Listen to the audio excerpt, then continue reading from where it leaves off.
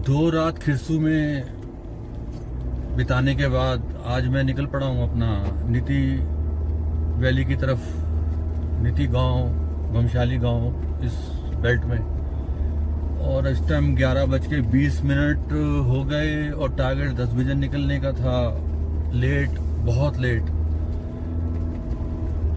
कल परसों भी लेट पहुंचे, खिरसू पहुंचा तब लेट। अब यहाँ से आज 1.5 घंटा 20 मिनट यहाँ से भी लेट। और अभी एक प्रॉब्लम ये हो रही है कि गूगल अंकल बता रहे हैं कि आप नीति गांव तक रात के 8 बजे तक का वो बता रहे हैं पहुंचने का, अगर मैं 10 बजे निकलता हूं तो। अब 8 बजे रात को नीति पहुंचना क्या अक्लमंदी होगी, फिर उसके बाद कैंप लगाना करना, वो तो पता ही है। मैं अपनी प्रॉब्लम बता ही चुका हूँ कि कैंप लगाने की क्या क्या प्रॉब्लम्स हैं और क्या टाइमिंग चाहिए उसके लिए। 1 से 1.5 घंटे का टाइम चाहिए कैंप सेटअप करने के लिए प्रॉपरली पूरा।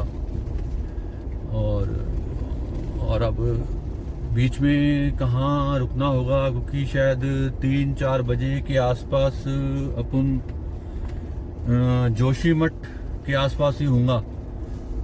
ये बिल्कुल प्लान से हटके था। अब ये जिसे कहते हैं ना डिटोर, अब ये डिटोर वाली बात हो गई अपने साथ कि अब जो है आउट ऑफ प्लान ये एक रात और ऐड हो गई कि अब ये कि क्या रात को 8 बजे नीति वैली में, नीति गांव के आसपास, घमशाली के आसपास पहुंचा जाए, और या फिर सेफ साइड रखते हुए अपने को 3-4 बजे के आसपास जोशीमठ के पास पहुंच के फिर कैंप अपना। वो हमारे वो कॉबर्ट साहब, जिम कॉबर्ट साहब कहते थे, उनकी मैं बुक पढ़ता था कि उनको जब लगता था कि अब टाइगर, वो मैनेजिंग टाइगर की हंटिंग के निकलते थे तो शाम हो जाती थी। जब उनका कारवां, उनका तो खैर काफ़ी बड़ा काफिला था, सरकारी मुलाजिम थे और बहुत सारा सेटअप था उनके साथ। जब वो टाइगर, मैनिटर टाइगर हंटिंग में निकलते थे अपने दौरे पूरे पे, तो वो शाम को जब कहीं किसी जंगल में पहुंचे होते थे तो कहते थे साथियों को, तंबू गाड़ दो, और तंबू गाड़ दो। और उसके बाद फिर उनके लिए नहाने का, गर्म पानी, कॉफ़ी, ये सब का तैयारी शुरू हो जाती थी। तो वो मुझे जिम कॉबर्ट साहब की बात याद आ गई कि अब अपन का क्या होगा। हम और हमारा ये, मैं और मेरा ग्रिजली, हम लोग अब जोशीमठ के आसपास कहाँ पहुँच के कहाँ जगह ढूंढूंगा, कैंप करूंगा। मैंने पूछा ग्रिजली से भी कि भाई कैसे होगा, ये तो एक दिन हमारा बीच में एक्सटेंड हो गया और ये आउट ऑफ प्लान हो गया सब कुछ। तो कहने लगा, अरे माउंटेन मैन क्यों टेंशन लेनी, जब मैं तुम्हारे साथ हूँ तो फिर देखा जाएगा जो होगा। हम हैं तो क्या गम है। मैंने कहा बात तो ठीक है भाई, अपना ये बिजली है तो फिर क्या गम है। लेकिन भाई जब टेंट लगाने की बारी आएगी तब तो मैं, फिर मेरे पे ही आ जाता है ना सब कुछ। ये तो पहुंचा देगा मेरे को उस जगह तक, और आगे तो फिर मुझे करना है वो पकाने वाला, मजदूरों वाला काम, कैंपिंग सेटअप करना। कोई नहीं, अपन निकल चले, अब देखते हैं क्या होगा।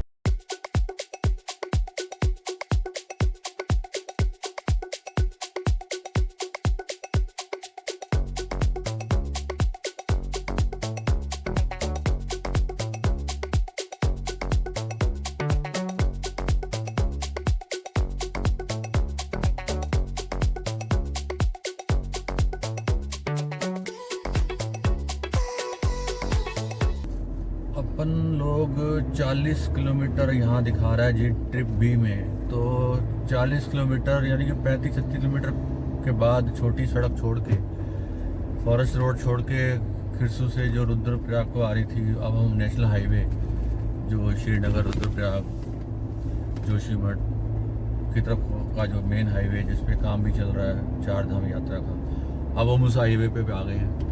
ऐसा भी दिमाग में है जो जब स्टडी कर रहा था मैं कल बैठ के कि अब अगला हॉल्ट तो नीति नहीं हो पाएगा, आज निकलने में भी 1 घंटा 20 मिनट लेट हो गया है। तो अब फिर वही एक समस्या आएगी कि जी जोशीमठ के पास कैंपिंग करनी पड़ेगी, और वहाँ के लिए उससे पहले जगह ढूंढनी पड़ेगी जोशीमठ से आगे थोड़ा सा, या तपोवन की तरफ, क्योंकि नीति वैली में जाना है तो तपोवन होते हुए जाना पड़ेगा, घमशाली होते हुए। तो मेरे ख्याल जोशीमठ से पहले या बाद में, अभी पता नहीं, जोशीमठ पहुंचने का टाइम देख के पता चलेगा कि जोशीमठ तक के मैं कितने बजे पहुंच रहा हूँ। अगर तो जोशीमठ में भी लेट हो रहा होगा पहुंचने में, तो उससे पहले ही फिर कहीं पर देखना पड़ेगा कैंपिंग का। और अगर जोशीमठ टाइम से पहुंच गया तो फिर जोशीमठ क्रॉस करके, क्योंकि कैंपिंग तो आज मतलब बीच में रुकना तो पड़ेगा ही। सीधा नीति नहीं जा सकता, क्योंकि नीति का तो फिर 7-8 बज जाएंगे। और उसके बाद ऐसा बन जाए कि वहाँ गए और होम स्टे को ढूंढ लिया कर लिया, ऐसा तो है नहीं अपने साथ। तो वो भी समस्या है कभी कि खुद घर बनाना है और खुद किचन लगानी है और खुद पकाना है। तो वो सब चीज़ें सुनने में बहुत अच्छी लगती हैं, लेकिन इतनी अच्छी है भी नहीं। जोशीमठ से 11 किलोमीटर दूर हूँ और एक मैगी पॉइंट आया, तो यहाँ मैगी खाने में रुका था कि मैंने कहा चलो कुछ भूख लगी है, सुबह तक खाया भी कुछ नहीं है। बस एक रुद्रप्रयाग में एक रुक के 2 सेब लिए थे कि भाई अगर नॉन स्टॉप चलूँगा तो थोड़ा सा टाइमिंग ठीक से कवर हो जाएगा, जो फिर कहीं अंधेरा हो गया तो फिर दिक्कत होगी। और मैगी पॉइंट पे मैगी खाई तो पता चला कि इन लोगों का इसके पीछे रुकने का एक बंदोबस्त इन्होंने नया बनाया हुआ है। यहाँ पर बेटा दादी उसकी है मैगी पॉइंट इस होटल में। तो मैंने बात की कि भाई यहाँ पर कैंप लगा लो, अपना डाल लूँ। तो उन्होंने कहा हाँ कोई बात नहीं, आप अंदर अपना गाड़ी लगा।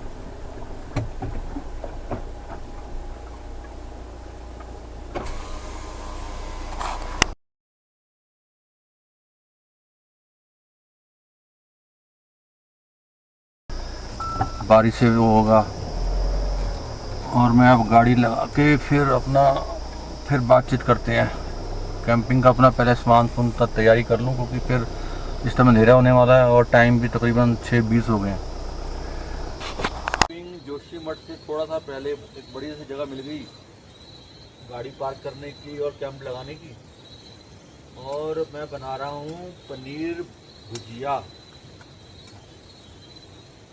टमाटर, प्याज, हरी मिर्च।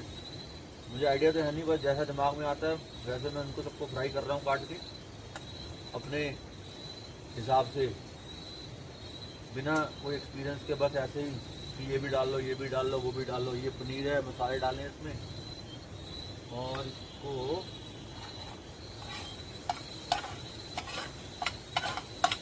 सब्जी मैं थोड़ी ज़्यादा बना रहा हूँ कि कल दिन में भी काम आ जाएगी दोपहर में।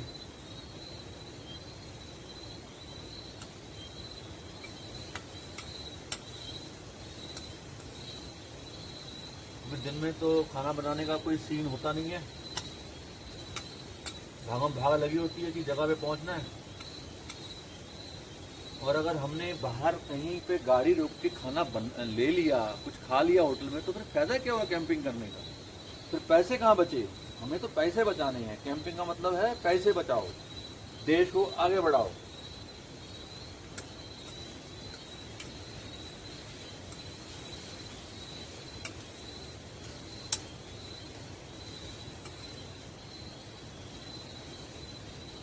क्या बढ़िया स्मेल आ रही है।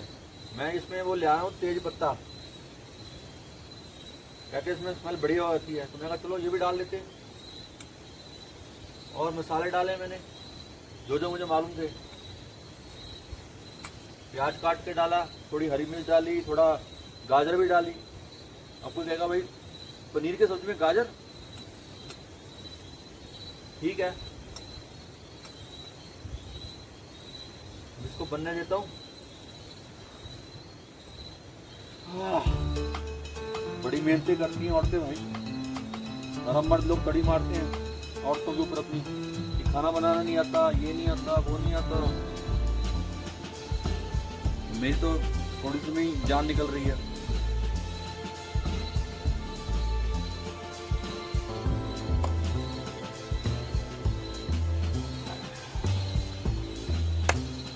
से जो है ये प्लेटफॉर्म बनाया, जिससे कि एकदम सडनली रात को लेट आवर्स में कहीं पहुंचे और उसमें कहीं सोना पड़े और कैंप खोलने का ना हो। अब ये मैंने क्या किया कि ये मेरा कैंप है, अब मैंने यहाँ पर अपना कैंप में जो है अपना सारा सामान भरा हुआ है।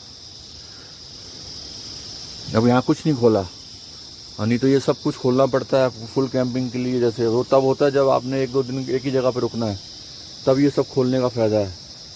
बाकी लोकेशन बहुत ज़बरदस्त है। ये पीछे फूल वूल मिल गए मेरे को लगे हुए इन्होंने, क्योंकि ये सब इन्होंने नया सेटअप लगाया है।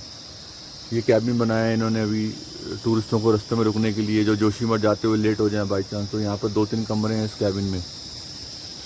और ये अपना लोकेशन है पीछे, ये भी दिखाता हूँ।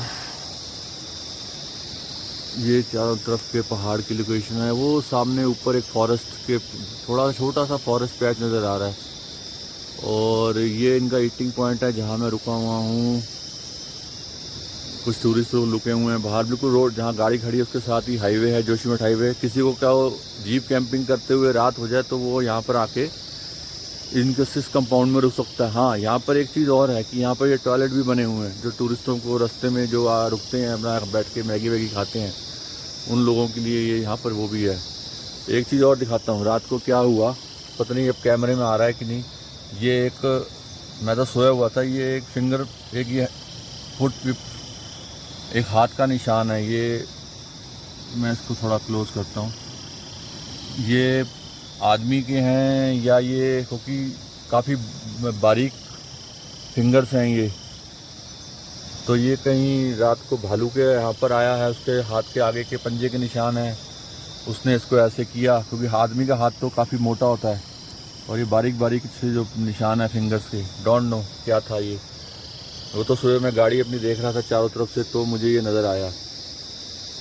और ये एनटीपीसी का नीचे बंद पड़ा हुआ एक थर्मल यूनिट है। पीछे जो पिछले साल तपोवन में जो आपदा आई थी, शायद उसके होते हुए शायद ये आसपास के जो प्लांट पे काम अभी बंद है, या ये अभी तैयार नहीं हुए हैं, या अभी वो मेन प्लांट जहाँ पे आपदा आई थी जिस तपोवन की तरफ में, अभी हम तपोवन से दूर हैं। तपोवन तो जोशीमठ से आगे जब नीति वैली की तरफ जाते हैं तब पड़ता है, तो वो शायद वहाँ पर वो मेन प्लांट होगा। ये इसके सब डिवीज़न होंगे, पता नहीं, मैं तो आइडिया लगा रहा हूँ अपना। तो अभी मेन प्लांट पे ही सारा काम चल रहा होगा, क्योंकि वो तो पूरा तबाह हो गया था। ये नीचे पानी का एक नहर सी आ रही है, नीचे स्ट्रीम आ रही है पानी की ऊपर। और ये पीछे का व्यू है पहाड़ का पूरा एकदम, ये कप की तरह पूरा व्यू है, जैसे कप होता है हमारा, उस तरह से ये चारों तरफ पहाड़ है। ये भी यहाँ पर छोटी सी लैंड स्लाइडिंग हो रखी है। ये लैंड स्लाइडिंग वाला मामला बड़ा मुश्किल हो गया जी अब पहाड़ों में। अब तो हर जगह लैंड स्लाइडिंग चालू हो चुकी है। बारिशें तो पिछले कई सालों से हो रही हैं और मैं हिमालय को पिछले 20 साल से देखता आ रहा हूँ, लेकिन 2 साल में जो सब हो रहा है वो बड़ा अजीब है, बहुत निराश करने वाला है। अब यहाँ से और 1 घंटा लगेगा मेरे को सब पैक करने में। पैक किया, अब तो सिर्फ लोड ही करना है। पैकिंग में तो मेरे पास सिर्फ कुछ नहीं, अपना ये छोटा मोटा नाश्ते का जुगाड़ करके अपना ये चेयर फोल्ड करनी है। था गर्म था ये सब,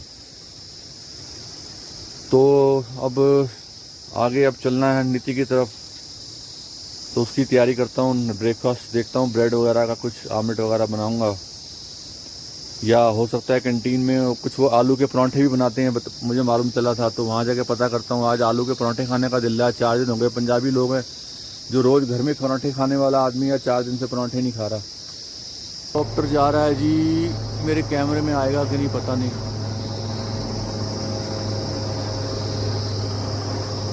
हाँ, ये आ गया जी। ये शायद बद्रीनाथ केदारनाथ वाली यात्रा से संबंधित होगा ये हेलीकॉप्टर।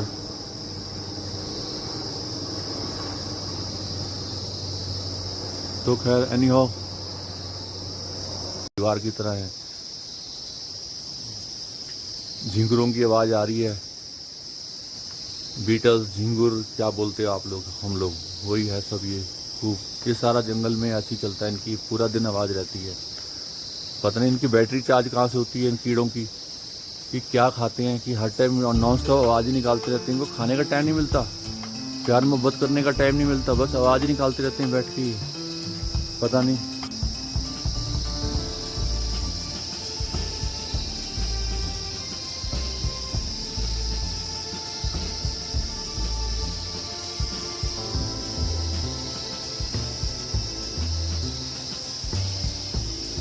था कि अब तैयारी के बाद, तैयारी भी चल रही है मेरी साथ साथ, और मैं सोचा कि नाश्ते में ब्रेड वगैरह कुछ बना लूं, लेकिन क्योंकि बाहर वो कैंटीन है तो उससे पूछा तो कहने लगा जी आलू के पराठे बना सकता हूँ। तो मैंने कहा भाई ठीक है, आलू के पराठे बना दे। 2 पराठे ले आया, ये इतने बड़े बड़े ऑस्ट्रेलिया के नक्शे के साइज़ के। अब एक तो मैं खा रहा हूँ और एक को मैं पैक कर दूंगा। अचार भी इसने बहुत सारा दे दिया, ये भी आगे काम आएगा। अपनी तो मौज हो गई।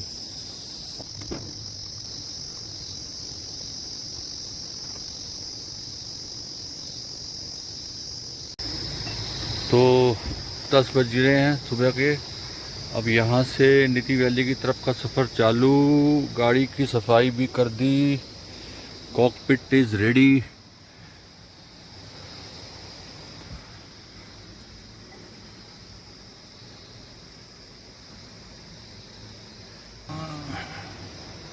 ये मेरा बियर स्प्रे रह गया बाहर। ये वैसे मैं हैंडी रखता हूँ, ये हमेशा मैं तैयार रखता हूँ अपने पास।